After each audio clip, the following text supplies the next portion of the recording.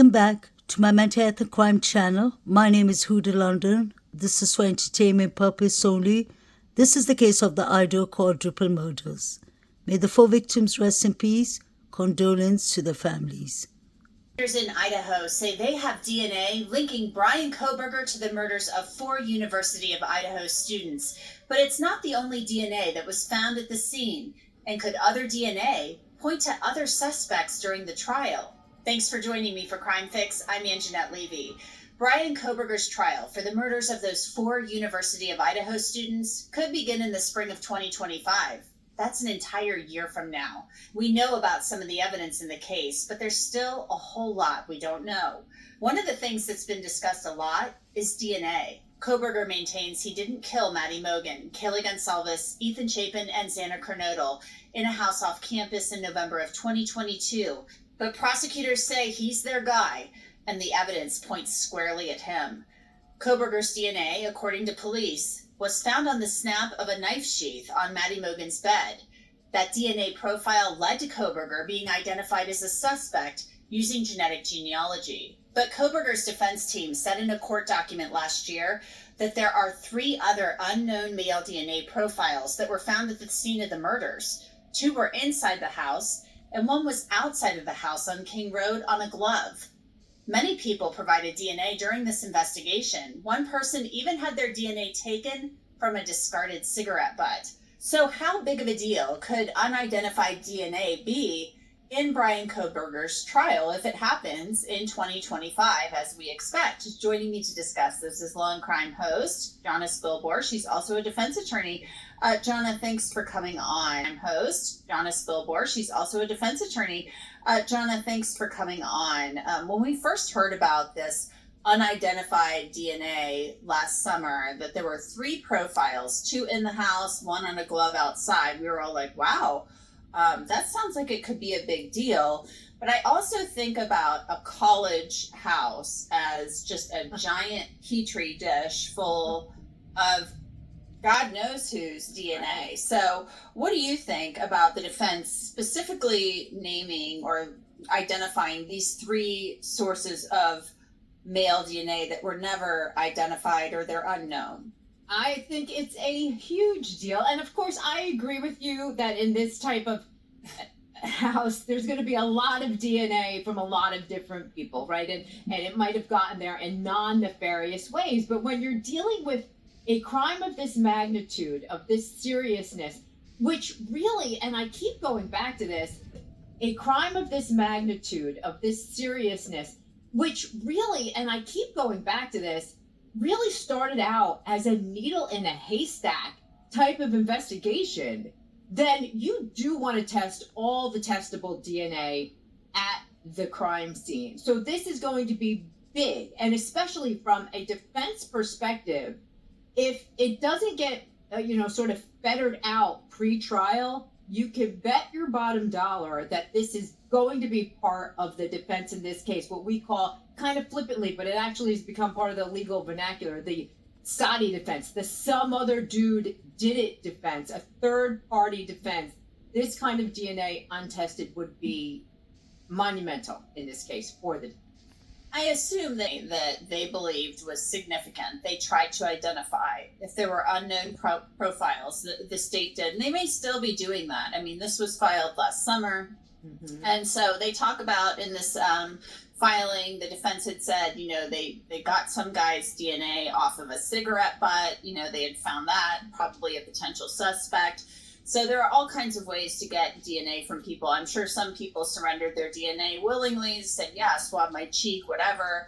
But going through and looking at all of that, I mean, there's going to be DNA in certain places that could be significant, and the defense could point to that and say, oh, well, this is somebody you don't know about. And it could be anybody who had access to that house.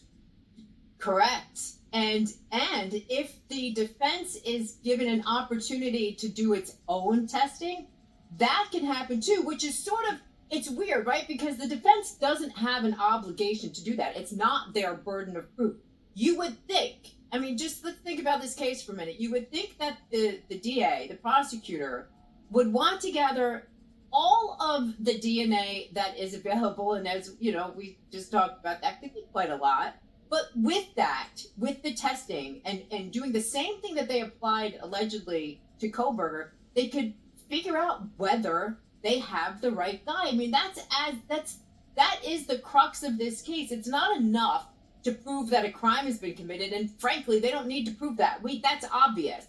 They need to connect the dot. They need to find the right person or people who committed this crime. So the defense is going to be screaming that they want the state to go ahead and test that DNA. And if they don't, then they're going to want their own sample of it to test themselves, guaranteed. The 1 million question is, where's the 3 unidentified male DNAs? We are definitely aware of all the parties that was held in 1122 Kings Road. We've seen Moscow police officers there very often.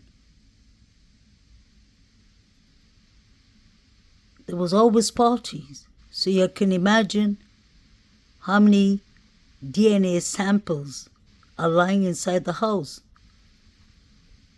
This is a house with 3 floors. The 5 roommates and he definitely had friends over. There was a lot of parties held here. And we've been told by one of the Uber drivers or cab drivers in the neighborhood, he told the local newspapers that he drove many people here to purchase drugs. So you can imagine how many DNAs are inside this house.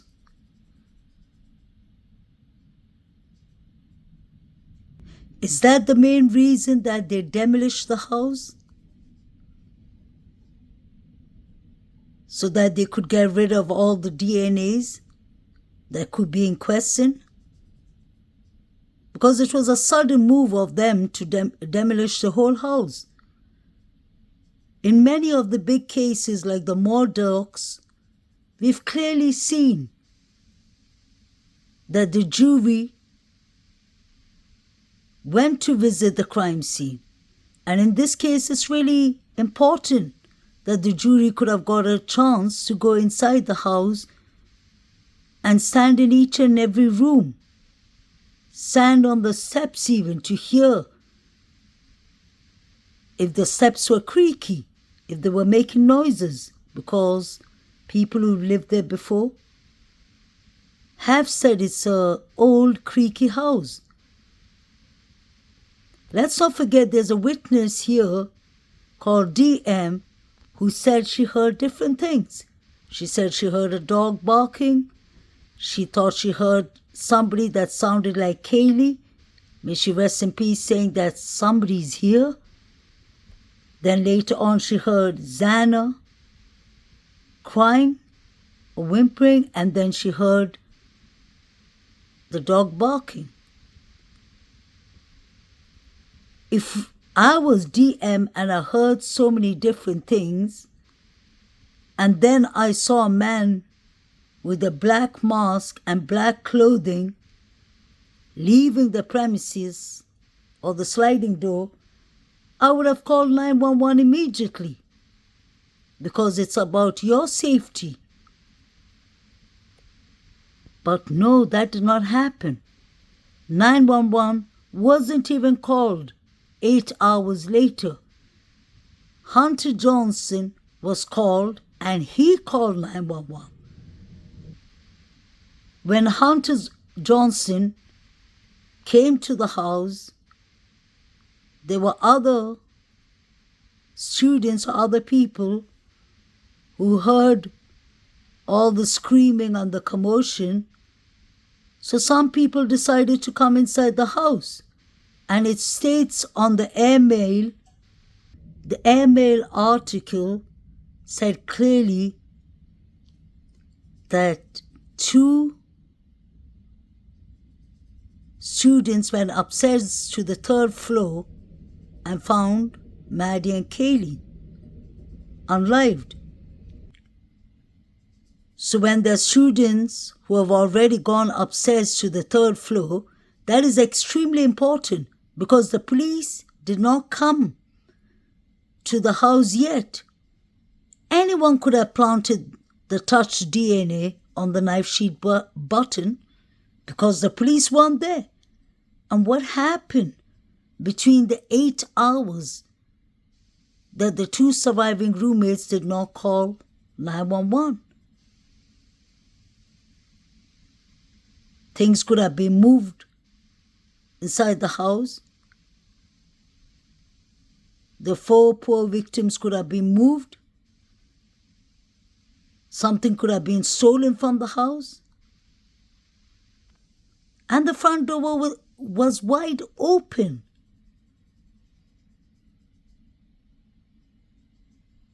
You're not going to take right now. I'm just trying to go to bed right now. I mean, I understand you guys. You're coming here. I'm just going. Okay. Well, understand that you're responsible for the residents. Okay. So whoever else is here, if they have a safe way to get home, you need to kick them out. Okay. Or tell them to come inside and be quiet. Okay. Because the houses that are on this hill all the way around here, we can hear you from clear down the road when we were coming up here. We can hear the music. And that's, I'm so sorry. we're past the point of having polite conversations, okay? Because the neighbors are being kept up, okay? I'm sorry. It's just like. Is the blonde gal and the guy up there, are they roommates too? I'm sorry. What? The blonde gal and the guy that's upstairs, are they roommates too? None of my roommates are home. I'm Oh, the only one home. They're all my friends. Okay. So do you understand 100% I understand. what's going to I'm just happen? gonna tell everyone get the. Sorry. Get the. Word. Figure it out. And I'm not saying that you gotta tell everybody they have to leave, but I'm telling you, any outside music, any loud yelling needs to be done. Okay. Because we're not, next time you're getting a ticket, Okay. okay? And if you get a misdemeanor citation, the university is not gonna take kindly to it. Yeah. So not only do you have to go see a judge, I've never had to deal with this ever. Yep. and we don't wanna start now. I don't remember having to come here, so I understand you guys are having to get together, but people have a way of Yeah. taking the invitation and using it as an excuse to get out of control and be loud. Advantage. Exactly. I'm so sorry. It's okay. I just hope for your sake that your friends don't put you in a position where you get the citation and you have to go to court to defend yourself from your friend's behavior. Make sense? Okay, thank you so Okay. much. You want to get a good So we could clearly hear the officer, I think that's Officer Payne, saying clearly that that he could hear the music from far away. And he said the blonde girl and the blonde boy upstairs and the other people in the house asked them to leave, others you'll get a citation. So we can clearly see that there are people and friends over that don't even live there. So you can imagine how much unidentified DNA is lying in the house. What upsets me here is the officers came to this house so many times and they were just passing empty threats. They could have actually saved these 4 victims by reporting them to the dean of the university. They would have got serious warnings that their education would have been terminated.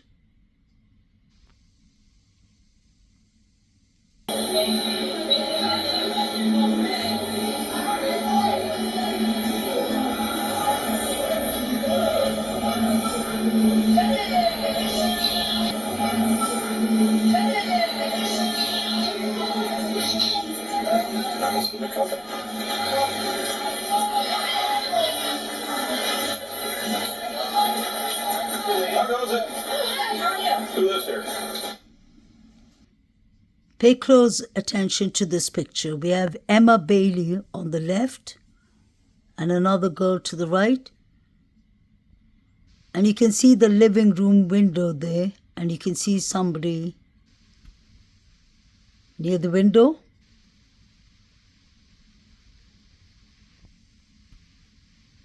The officer asked the girls who lives here, and they said they don't know. Kind of strange that everyone who seems to be asked who lives here says that they don't know. What was actually going on in this house? Was the cab driver right? That is to drive people here to purchase drugs? We see Emma Bailey here. And definitely Emma Bailey and Demetrius got away with the overdose case of a 19-year-old boy.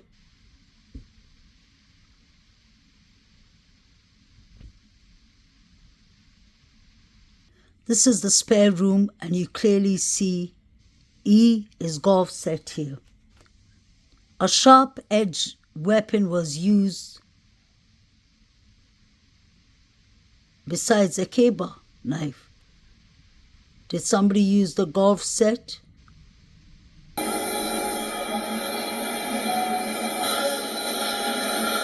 don't hear that? You're lucky. So everyone here's trespassing? Well, no one's here that's trespassing, but no one that lives here is here right now. So where'd they go? They're just not here. I have no clue where they went. No clue. So you guys just found a party in their house at this time? They were here at one point. They're not here right now. I just searched all the rooms. They left and went over to some other party, and everyone in the family. I just searched all their rooms. So Hunter, and allegedly I think his name is Eddie, from the Sigma fraternity, said they don't know who lives here.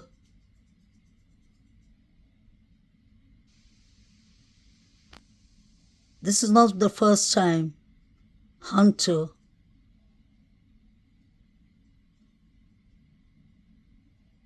has been opening the door, whether it's a sliding door behind with Kaylee or the front door of the house, like he lives here. Let's not forget DM and BF call Hunter first.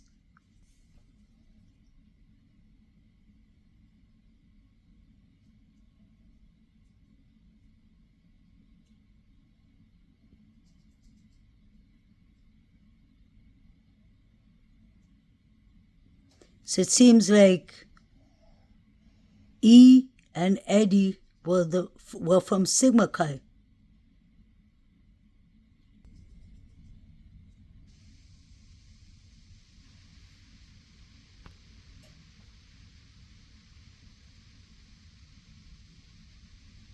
You can see the police are pouring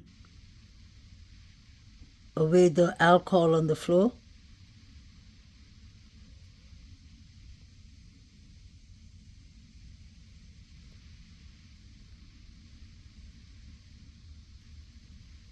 So these parties were happening regularly. This all could have been stopped. I wanted to show you something I came across. It seems like Saeed is wearing Van shoes too. So there are two people at the Banfield alcohol shop that seem to be wearing Vans shoes. And Vans is important because it was mentioned in the affidavit. The footprint of a Vans shoes with the diamond shape was found in front of Dylan's room. Where did Saeed and these three boys come from is the question.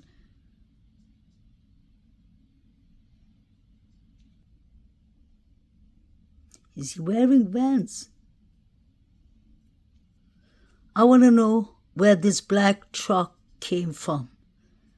Because at 3 a.m., you have a car is front headlights flashing quite clearly. And then you see this black truck passing by Taylor Avenue. I think it was this car or this truck, its headlights that was flashing. When you look at the timing, and that was exactly at 3 a.m. 3 a.m. and 47 seconds.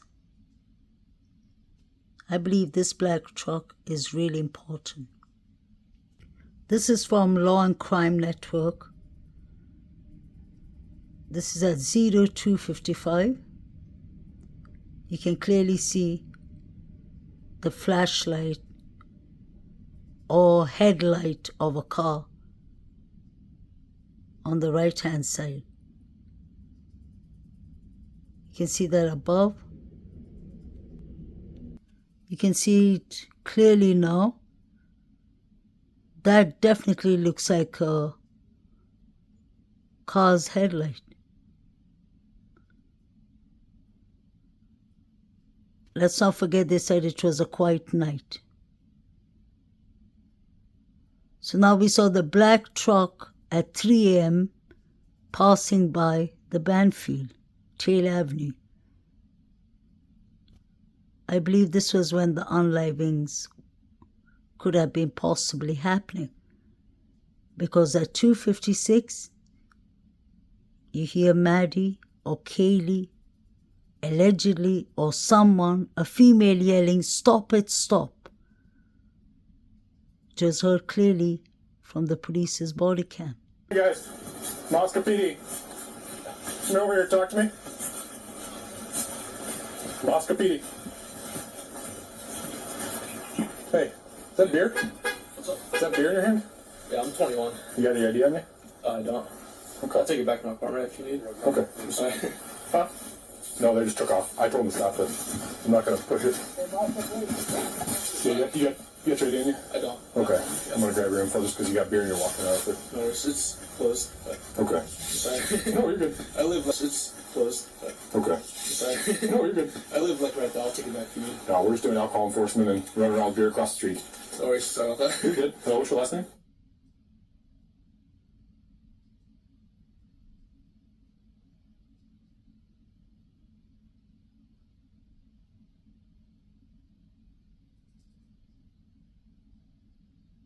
Date of birth. 2001. Like, one. How'd you pull that one off? That's an awesome birthday. Yeah, lucky birthday. You have a driver's license? I don't have it. What? No, in general. Idaho, yeah. What state is it through? Idaho. Idaho. Okay, so I'm just gonna check if everything's good. Since they're not open, I'll let you hang on to them. Okay. So I get charged with anything? No, Or? no. Okay. Appreciate But it. it's just enough for me to stop, check, make sure you're 21 No when worries. you're walking Yeah, out I here in get it. public. All right. Moscow 77, check one. What's up? I wonder what is in the bushes that looks like a mask, like a white mask. It's kind of strange. So we have Saeed and the guy on the right that have on van shoes. Interesting.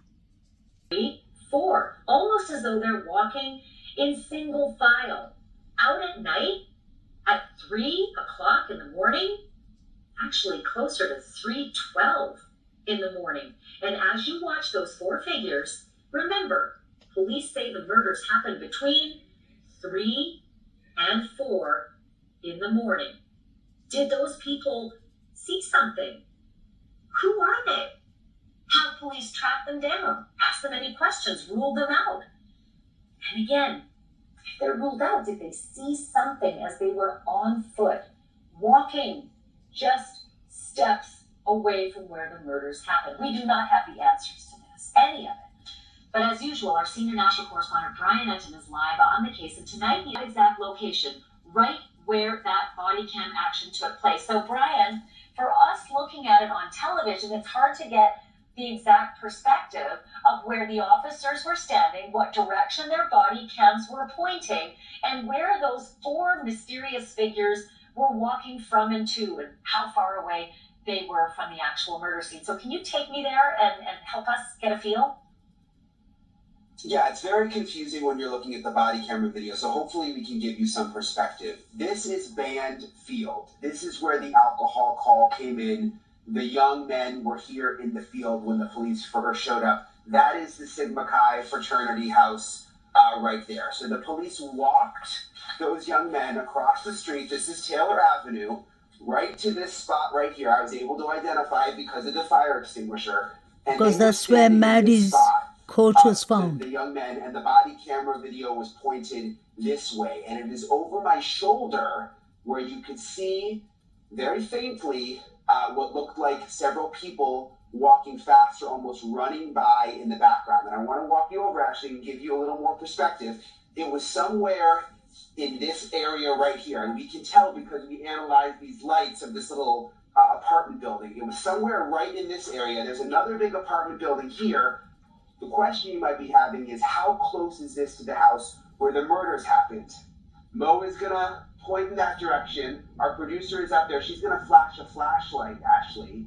You see that flashlight flashing right there in front of the house where the murders happened. So what we're effectively seeing is, like, if my eyes don't deceive me, about 200 yards away from where Mo is flashing the light at the murder scene, those four figures were walking where you're standing. It's that close. It's that close, and it appears, again, it's so hard to see it in that body camera video, but when we zoom in, it does appear that the figures are walking/running from the direction of where the house is where the murders happened. At first, I thought they were just walking down Taylor Avenue, but when I got out here and really looked at everything, it appears they might actually be coming somewhat from the direction of the house. Were the figures running, going towards the Sigma Chi fraternity? Were they running somewhere else? Isn't it interesting that the Sigma Chi fraternity president said they don't have any cameras outside the Sigma Chi?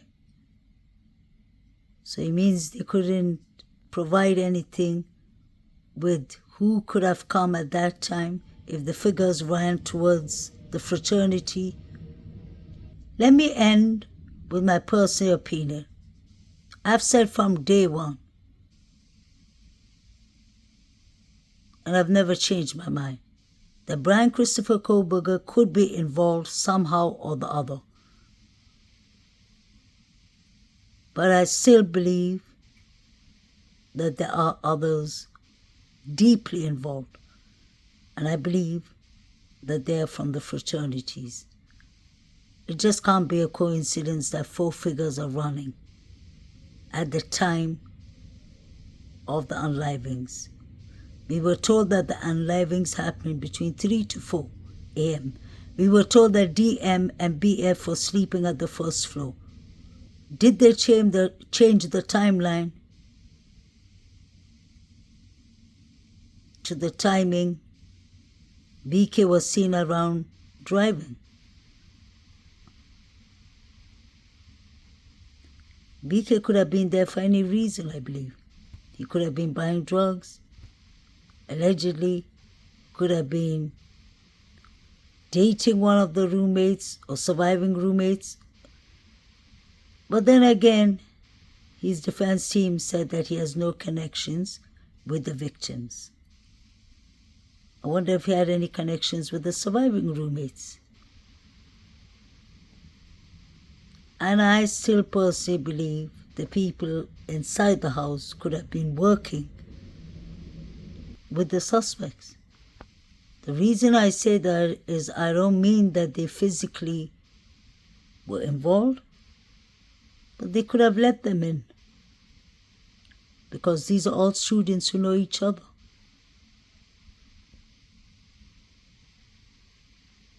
Somebody wanted Kaylee to be there that night too. That's what I believe.